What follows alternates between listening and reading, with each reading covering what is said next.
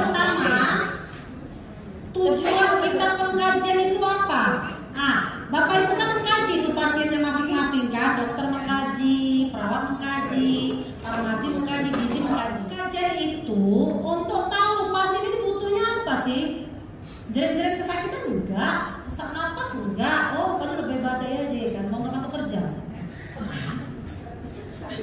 Untuk menentukan pengobatan, apa dia gangguan pernapasan, apa dia eliminasi, dokter biar tahu mau dikasih apa. Dan pelayanan yang akan memenuhi kebutuhan awal. Makanya dari awal dia datang kita kaji. Kita lihat ini butuh apa nih pasien ini.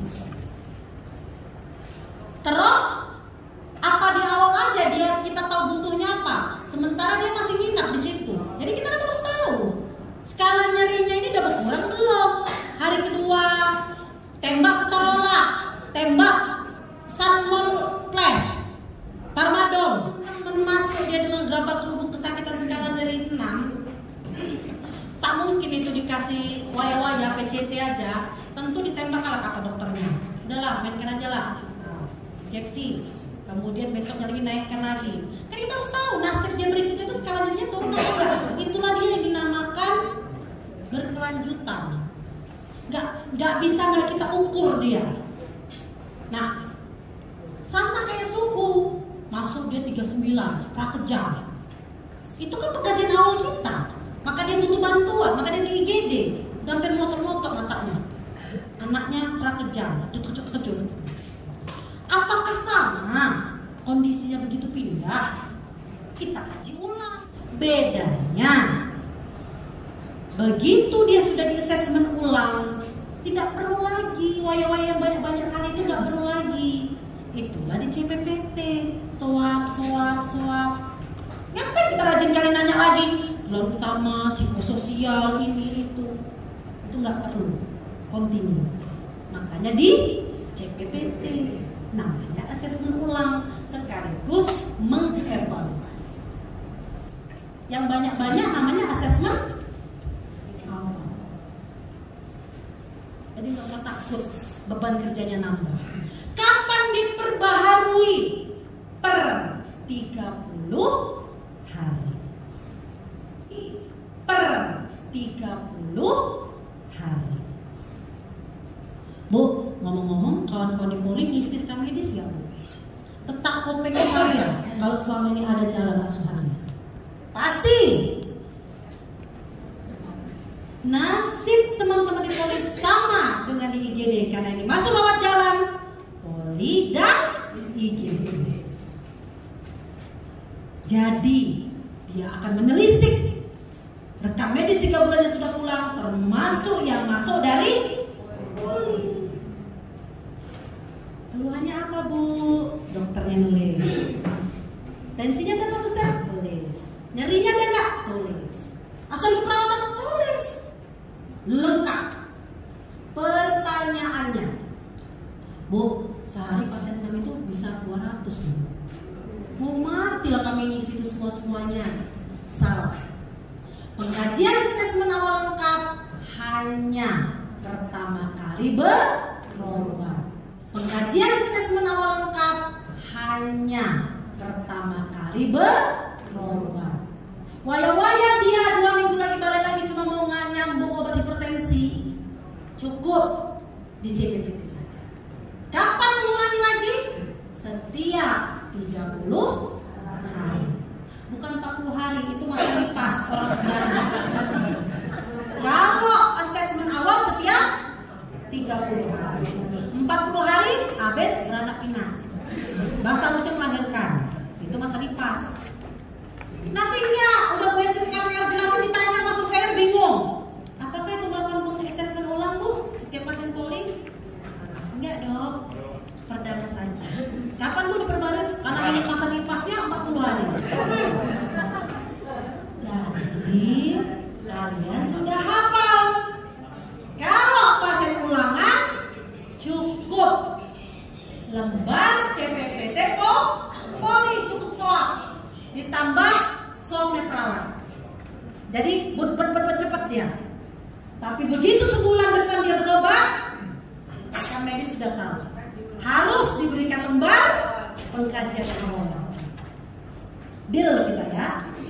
Dan bayangkan selama ini 0, nggak ada. Before after, sebelum akreditasi kerutan 3, setelah akreditasi bening lulus. Tepuk tangan dong. Nah, jadi nggak bisa mbak, kita harus kerjakan. Poli juga ditengok, bukan dari IGD aja. Teman-teman IGD nanti digenjot, teman-teman Poli juga ditengok.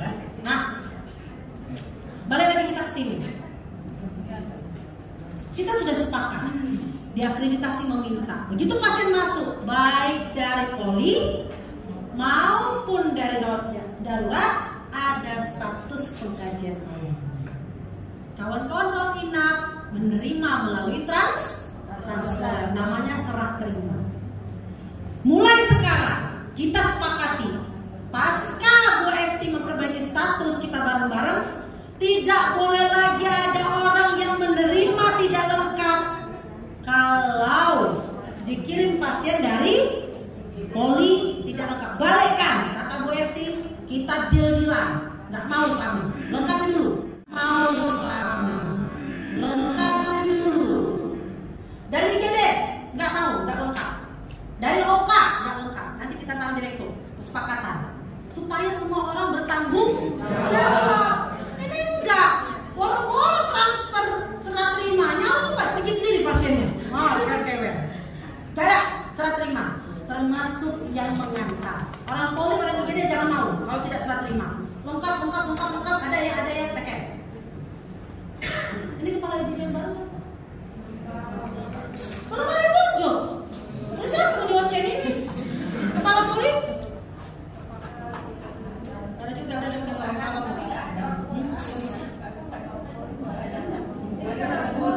Udah ya? Enggak. Yang masuk kedua, pintu masuk kita 2, IGD sama Poli, dia boleh juga. Lanjut.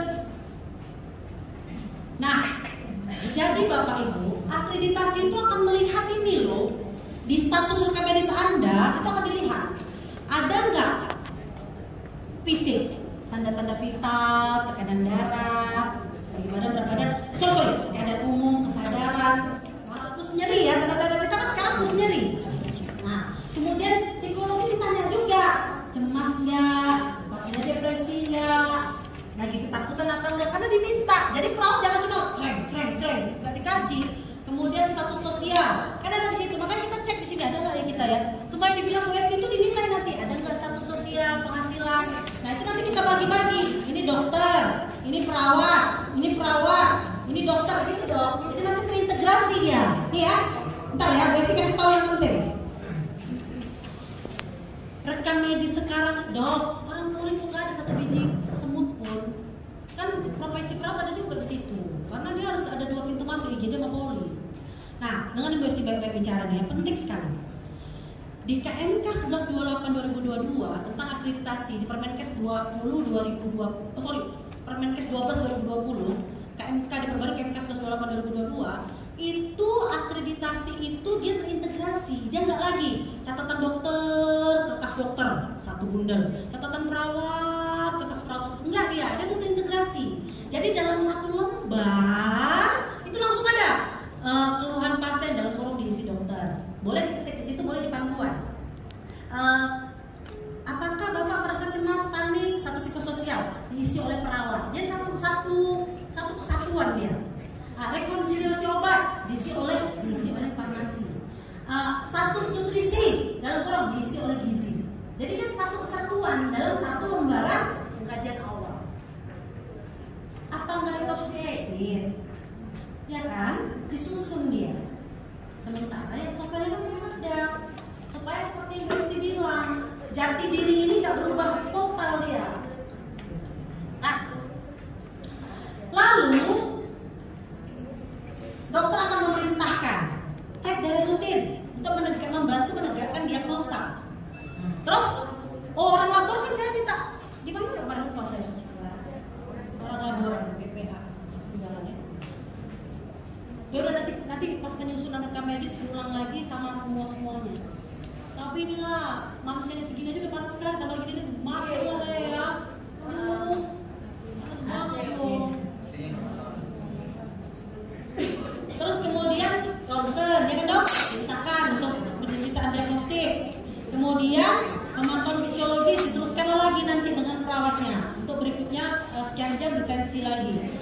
Jadi ini semuanya untuk melihat ini kira-kira apa diagnosanya. Lalu tegaklah nanti diagnosa medis, diagnosa keperawatan dari semua data ini. Lanjut. Nah, ini sudah sama dengan KMK 1128 teori terintegrasi semua orang. Jadi nggak ada lagi asuhan keperawatan lembar sendiri, asuhan dokter lembar sendiri, kalian farmasi gizi sendiri, nggak ada. Dia terintegrasi, integrated people center health service. Jadi dalam satu asuhan untuk pasien, fokusnya pasien, PPA mengelilingi dengan dokter sebagai captain of care. Seperti itu dia. Lanjut. Nah, konsep asuhan terintegrasi itu ada DPJP sebagai clinical leader, kemudian ada PPA lainnya, ada case manager sebagai pengawasnya, bukan pengawas, maksudnya dia sebagai untuk case, untuk integrasi masalah di perawatan, masalah di gizi, masalah di farmasi, dokter dia yang menjadi polisi untuk integrasi itu. Makanya kalau nggak perawat, nurse ataupun dokter umum bisa jadi case manager. Jadi dia nggak pakai baju profesinya lagi, dia dengan nama jabatan case manager. Apakah di sini sudah ada? Belum ada kan? Mereka semua ada notulensinya kan? Kalau case manager itu tinggal SK-nya aja. Iya. Iya, karena mau dilatih dia kan supaya dia tahu kan mengawasi ada melakukan monet. Kemudian jangan lupa saya jelaskan, lanjut. Nah, coba dengarkan saya baik-baik. Pasien-pasien ini dia datang itu dengan masalah awal. Dia datang diare, sudah 8 kali. Gede lah dia, udah lemas dia. Dia resiko shock, udah lemes, ngantuk-ngantuk. Tentu ada 2 orang yang menyentuh awal. Dokter, biasalah kan dok, orang dia datang jam 12 malam, lemes, ngantuk-ngantuk, udah dia mengatakan udah dia 12 kali. Lalu dokter menentukan, oh ini dari segi ABCD, dari triase yang saya pakai, petanya dia ini di hijau misalnya, karena udah mulai shock, udah turgor, skenernya bagus, masuk dia ke hijau. Nah kan dikaji lagi di situ, yang tadi saya bilang kajian awal ini segala macam, ada tanda-tanda penurunan kesadaran. Perawat kan juga mengkaji asuhan keperawatan, tegaklah di dokter diagnosa. Nah, diagnosa dokter misalnya kalau diare itu dok, diare gitu ya, atau GE. Nah, ini kan tegak juga, risiko defisit cairan, tegak diagnosa keperawatan. Gizi kan tegak juga, karena dia kurang berat badan, lemas. Farmasi juga tentu ada asuhan utamanya, mulai dari terapi ataupun ada rekomendasi obat yang dibawa. Nah nanti kontennya substansinya dari teman-teman. Semua itu kan awal, terus dokter terapi, terus melakukan asuhan. Kita harus kaji ulang, gimana nasib si pasien ini pasca terapi. Itulah asesmen ulang, namanya CPPT, SWOT. Kalau tadi kan yang panjang-panjang, kajiannya tidak diagnosa terapi. Kalau kajian ulang, cuma SWOT, ialah tempatnya di lembar CPPT. S, pasien mengeluh masih nyeri. O, KU kesadaran TTP. A, dokter naik lagi GE ini. Perawat naik lagi nyeri. P, turunkan ini, ulangi dosis ini segala. Perawat lakukan ini. Nah itu namanya pengkajian ulang. Bisa jadi sama, tidak efektif terapi kita, bisa jadi sudah turun.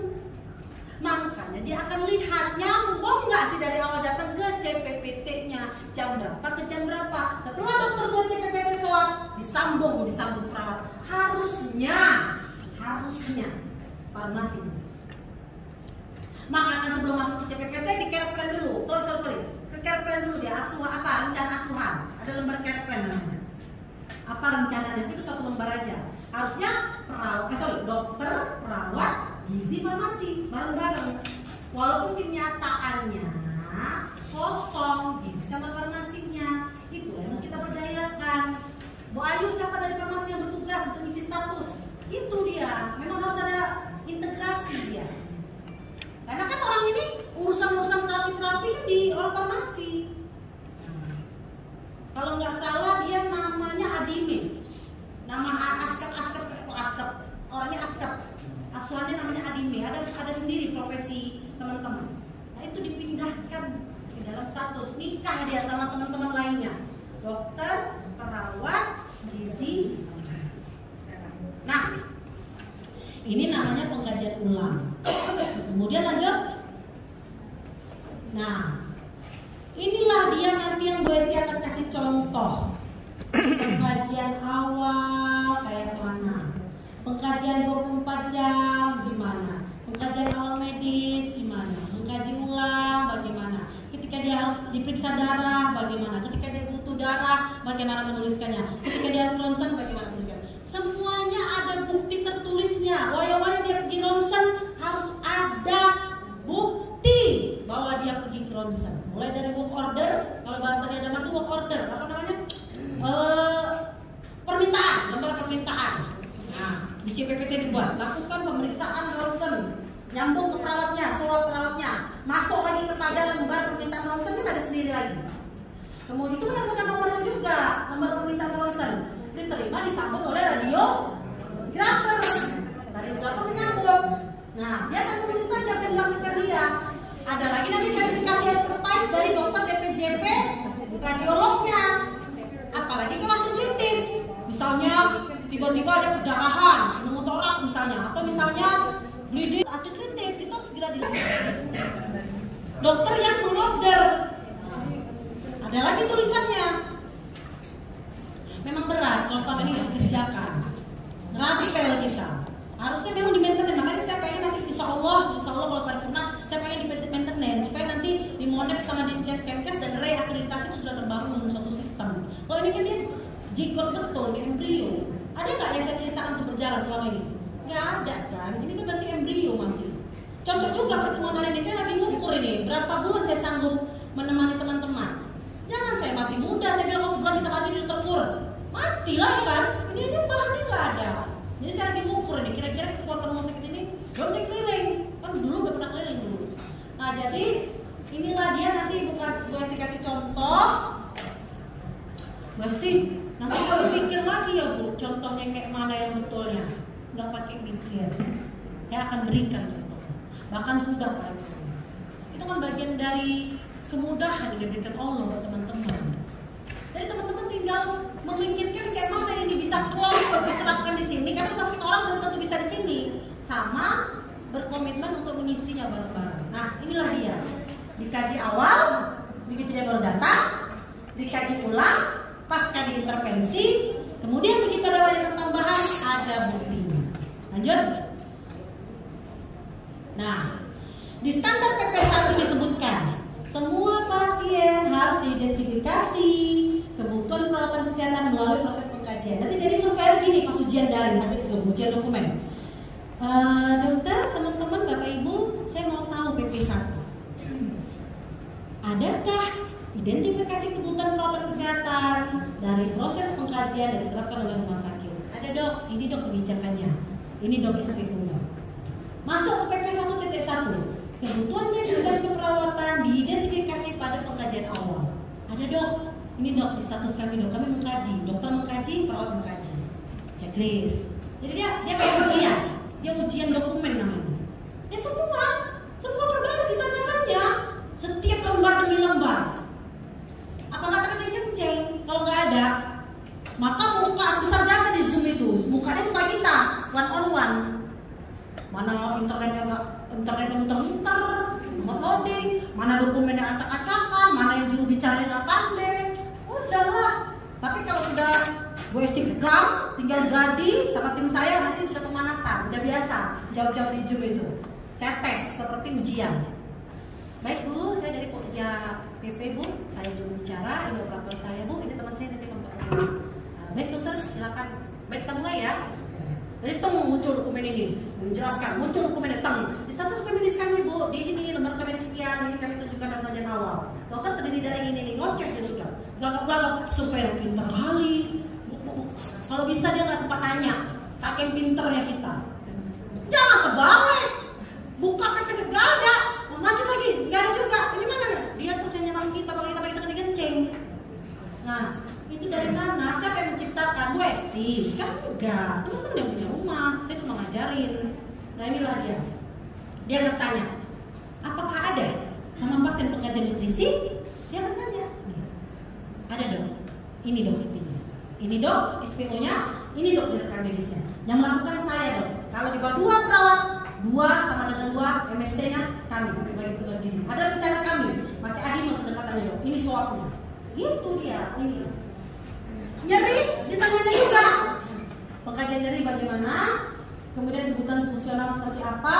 Barter Index supaya tahu pasien itu ketergantungan ringan, sedang atau total. Menggunakan Barter Index itu tugas perawat. Ada dok, kami melakukan kajian kebutuhan fungsional dokter.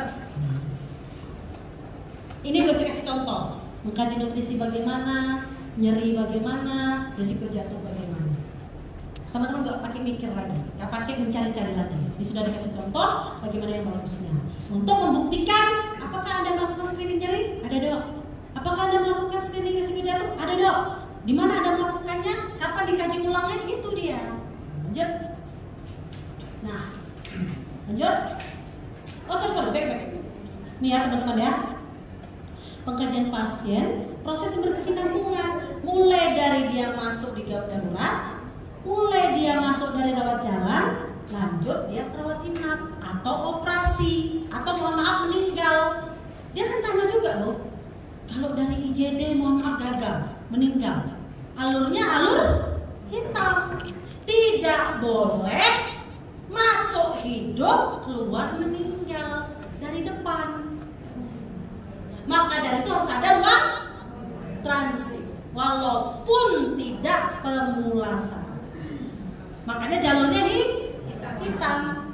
Ada apa tidak ada? Yakin jawabannya kedua? Nah, tidak ada. Jangan-jangan baru dari situ juga. Satu pintu. Tapi nggak dinaikkan angkot kan? Mobil tidak ada juga.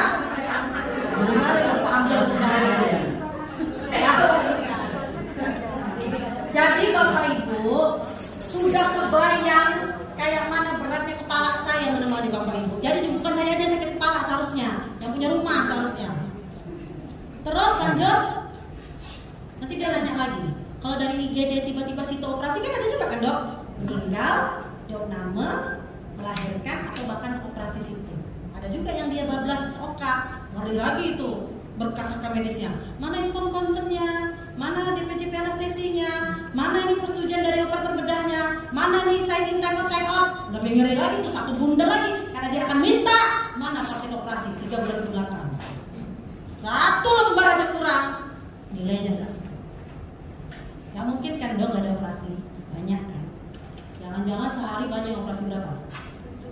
Rata-rata katakanlah 10 dikali 30 hari kali 30.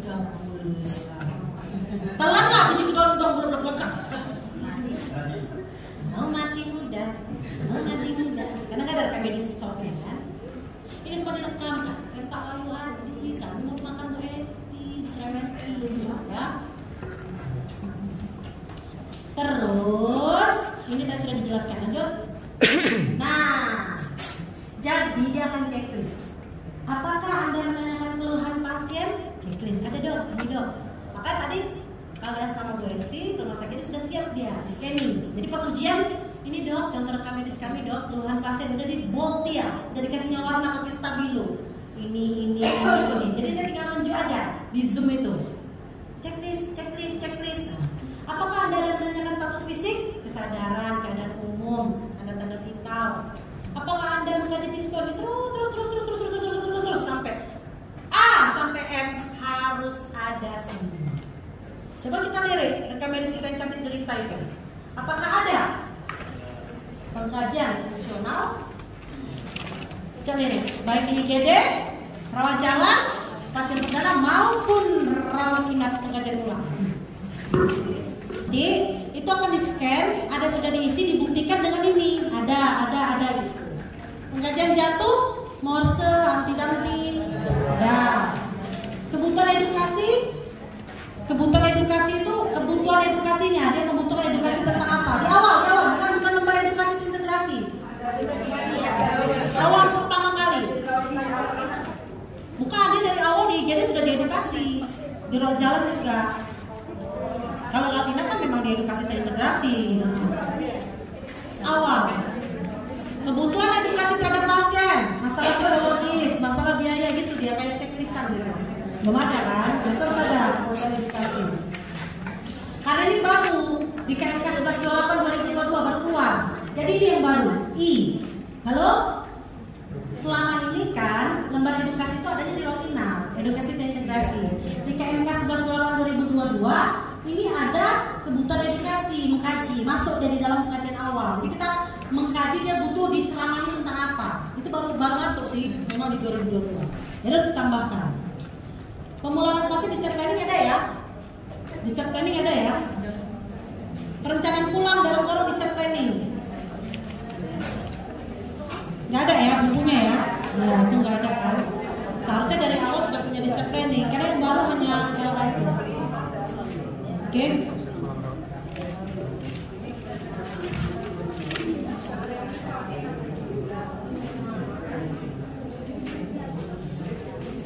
Udah ya? Kemudian lanjut. Nah, oke. Halo. Kita menilai apakah rumah sakit ada regulasi tentang pengkajian awal, pengkajian ulang, baik di darurat maupun roja. Regulasi itu kebijakan SK, panduan pedoman SPO. Makanya tadi udah tanya, kalau di IGD itu Bu, apa namanya berkasnya itu kadang ganti karena nggak ada kebijakan. Jadi dia harus ada semacam kebijakan, panduan, pedoman SPO tentang rekam medis, gawat darurat, terlampir rekam medisnya. Nah itu seharusnya mikir juga, cuma kan ini boleh ditemani, boleh dikasih contohnya, tinggal ngedit. Teman-teman tugasnya tinggal menerapkan ini. Nah seyogyanya teman-teman sudah ingat. Maka dari itu, apa saya mau bilang ya, ini dia akan melihat ada nggak yang tadi poin-poinnya, keluar utama, nyeri, nutrisi. Kemudian hanya PPA yang kompeten. Jadi setiapnya menyentuh rekam medis itu harus ada STR, SIP, SPK, RKK. Itu dari kredensial SPK RKK. Belum apa belum? Kredensialing keperawatan, kredensialing nakes lainnya, kredensialing oleh komite medik, kredensialing dokter. Hingga keluar namanya SPK RKK. Surat penugasan klinis, lampirannya rincian kewenangan klinis. Ada keluar nggak? Kok ada keluar nggak? Ada punya nggak? Setengah-setengah ya. Kalau agak-agak ragu-ragu ini berarti 50%. Nah, orang yang nyetir harus ada SIM. Orang yang ngisi rekam medis harus ada STR, SIP, kalau SIKK, SIP juga ya. Kemudian ditambah SPK RKK. SPK RKK udah berkinerja baru boleh mengisi ini. Nanti dia akan ujian wawancara staf, namanya ujian KPS. Dia tarik secara acak, daftar nama perawat, minta perawat ini. Saya minta nama dokter, minta dokter ini segala macam. Dia ambil secara acak. Jadi akan dijodohkannya teman-teman yang mengisi ini kompeten nggak? Ada nggak berkas-berkas lengkap? Saya sudah ajarin bos-bos pimpinan kemarin apa aja map yang harus ada di tangan teman-teman supaya teman-teman bisa menjawab bahwa memang kompeten untuk mengisi rekam medis ini. Namanya ujian wawancara. Jadi nanti berhadapan langsung bukan Zoom. Saya minta Dokter Faisal. Ya udah nanti dokter berhadapan. Dokter waktu masuk sini sudah ada orientasi. Ada dok. Ini mapnya saya lihat. Ini dok sertifikat saya. Dokter udah pernah pelatihan BHD? Ada dok. Karena di IGD udah pernah ACS. Ini dok. Jadi dia semacam mencocokkan jawaban dokter, kemampuan dokter dengan mapnya. Itu saya sudah suruh berantas kemarin pimpinan untuk membatas map-map ini supaya semua orang punya file dokumen kepegawaian. Jadi namanya itu sesinya itu ujian kepegawaian. Semua orang berpeluang dicabut namanya kan? Ya nggak? Tiba-tiba dicabut nama Bu Ayu. Ya ujian. Gitu ya. Sebenarnya kemarin saya pun bingung juga kemarin informasi kok nggak ada bosnya ya. Saya meminta bos itu memetakan pegawaian. Nanti dibagikan listnya apa aja yang harus diisi oleh masing-masing badan. CV dia, ijazah dia. Saya sudah kasihkan bocoran soalnya, apa aja yang akan diperiksa, sama apa aja yang akan ditanya jawabkan kepada yang mau ujian. Saya sudah kasihkan sama bos-bosnya. Harusnya sudah sampai ke personil ini. Apakah sudah sampai? Hah? Ke bawah. Bawah itu harus melengkapi yang namanya ijazah. Itulah ya, kadang-kadang tuh potong di atas, kan maunya nyampe lah ke bawah kan. Saya sudah kasihkan kurikulum vitae, ijazah, verifikasi ijazah. Jadi setiap orang mengumpulkan dalam satu rumah, baik soft file maupun hard file, supaya bisa nanti untuk ujian. Ya. Nah, itulah dia kan lari sana lari sini karena memang belum ada semua. Saya takut dia kan sisi ini belum, sisi ini belum aja.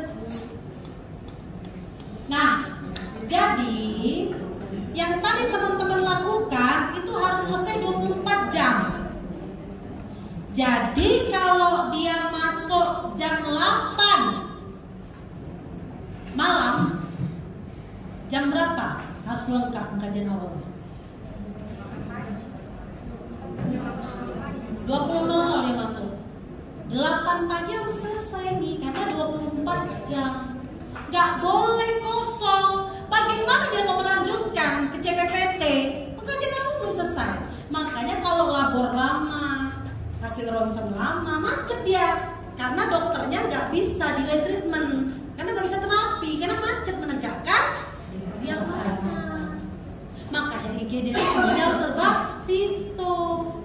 Nggak boleh indikator waktu tunggu laboratorium beda dengan rawat inap biasa karena situng. Itulah dia. 24 jam. Begitu nanti kita sudah memindahkan, sepakat kita. Kalau nggak lengkap, balikkan. Jangan memindahkan pasien rawat inap mau bener, harus selesai dulu. Yuk lanjut. Nah ini tadi saya jelaskan 30 hari. Lanjut. Nah, ini teman-teman.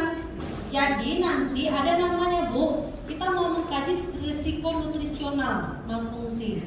Ini bisa lah kalau masih awal-awal kita tolong perawat, tapi begitu dia skornya lebih dari sama dengan 2 MSK-nya, malnutrition screening tools, itu teman-teman yang gizi yang melakukan asuhan. Ini semuanya dilihat, namanya asuhan gizi. Sehingga ini teman-teman harus melakukan pengkajian kebutuhan fungsional gizi oleh teman-teman gizi. Nah, terus kemudian lanjut. Nah, ini nanti yang teman-teman lakukan tadi kan masih pasien umum, pasien siapapun. Nanti dia akan meminta lagi pengkajian pasien khusus ketika kita melayani neonatus, anak, remaja, obstetri, geriatri, pasien terminal. Ini kita harus ada mau pingsan lagi ya, ada lagi. Saya minta 5 status khusus: pasien neonatus, pasien geriatri, pasien anak, pasien geriatri.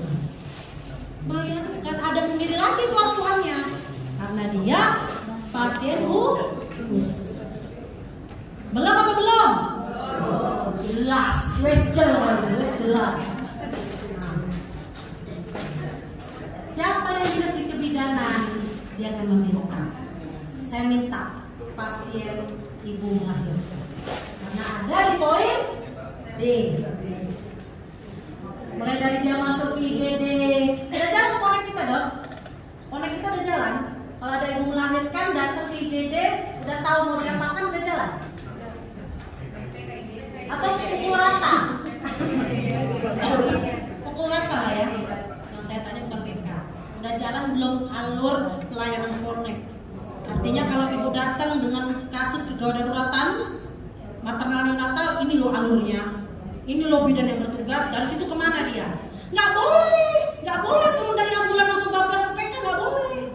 Pintu masuknya 2, poli dan IGD. Tidak ada yang ngojor-ngojor ke PK. Gara-gara binik jenderal, gara-gara anak menteri nggak boleh. Tetap pintu masuknya IGD.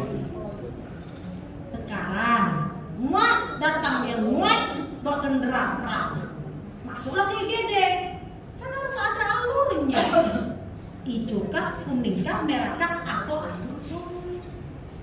tuh situ oka seksu sesarian ada lagi SPO. Jangan pada kebingungan, si A datang mau situ begini, si B datang mau seksu begini, udah ada SPO. Itu namanya konek.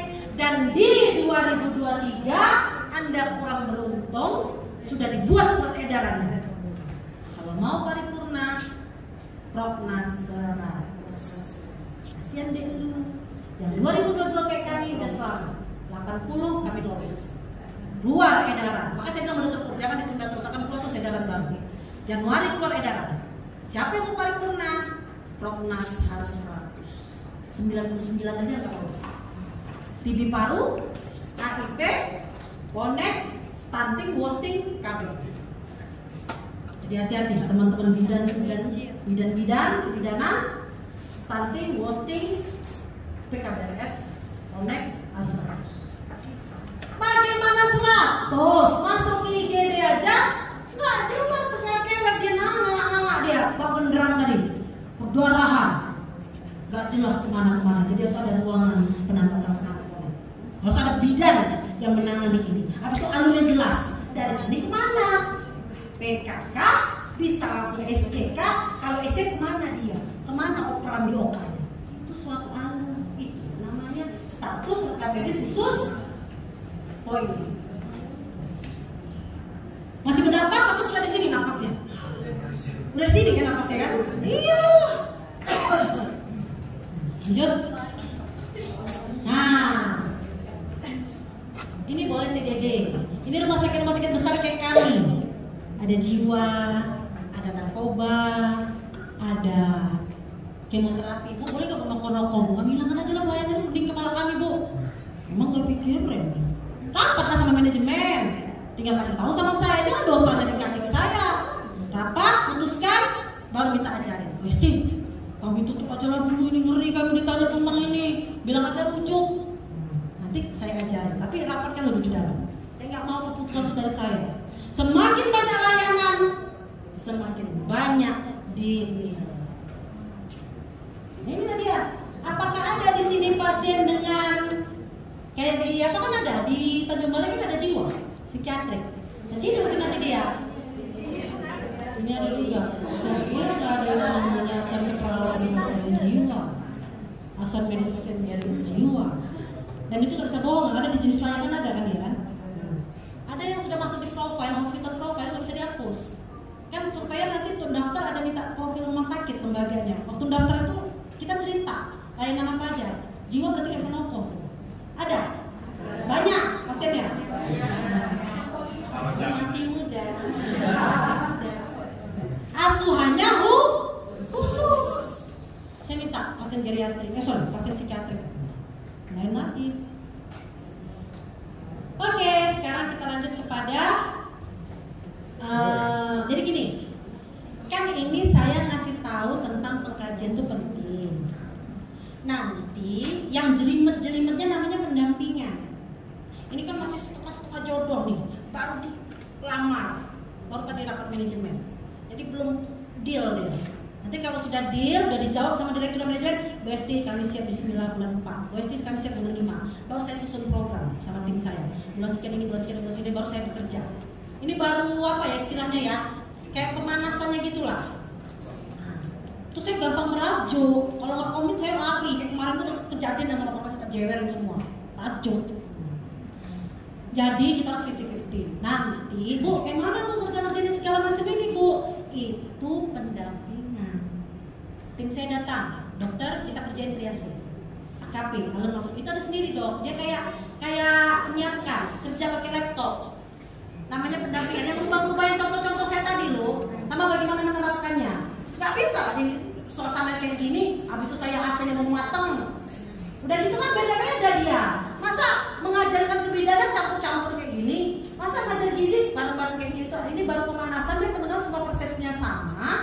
Oh nanti kalau aku pendampingan triase nih, jadi aku udah tahu karena itu PR-ku. Oh kalau pendampingan kayak gitu dia. Tapi bukan di momen ini. Dia harus bekerja buat rektor. Kira-kira sudah nyambung bahwa kita itu akan berjuang mati-matian. Sudah nyambung? Ya. Siap-siap tahan 11 mau posisi kanis ya. Cari biar ketemu